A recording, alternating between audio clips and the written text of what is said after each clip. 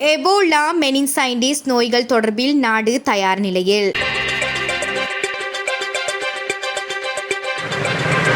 உலகளவில் பரவி வரும் எபோலா வைரஸ் மற்றும் இலங்கையில் பரவி வரும் மெனின்சைட்டிஸ் எனப்படும் மூளைக்காய்ச்சல் நோய் நிலைமைகள் குறித்து சுகாதார பிரிவினர் தீவிர கவனம் செலுத்தியுள்ளதாக சுகாதார மற்றும் ஊடகத்துறை அமைச்சர் நலிந்த ஜெயதிச தெரிவித்துள்ளார். இன்று நடைபெற்ற நிகழ்வொன்றின் பின்னர் ஊடகங்களுக்கு கருத்து தெரிவித்த அமைச்சர், நாட்டில் பரவி வரும் மெனின்சைட்டிஸ் நோயை கட்டுப்படுத்துவதற்கு சுகாதார பிரிவினர் நடவடிக்கை எடுத்து வருவதாகவும் இதற்காக பொதுமக்களின் ஒத்துழைப்பை எதிர்பார்ப்பதாகவும் குறிப்பிட்டுள்ளார். அத்துடன் எபோலா நோய் தொடர்பாக தொற்று நோய் விஞ்ஞான விசேட பிரிவு கவனம் செலுத்தியுள்ளதுடன் அது தொடர்பான தேவையான அறிவுறுத்தல்கள் சுகாதார பிரிவினருக்கு வழங்கப்பட்டுள்ளதாகவும் அமைச்சர் தெரிவித்துள்ளார். சில ஆப்பிரிக்க நாடுகளில்தான் எபோலா முதலில் கண்டறியப்பட்டது.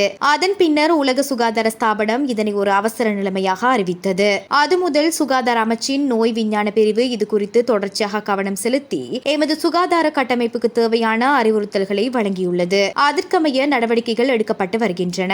அடுத்ததாக கடந்த நாட்களில் பதிவான மெனின்சைட்டிஸ் நோய் குறித்து அது கண்டறியப்பட்ட முதல் நாளிலிருந்தே கவனம் செலுத்தி அதனை தடுப்பதற்கான நடவடிக்கைகள் எடுக்கப்பட்டன.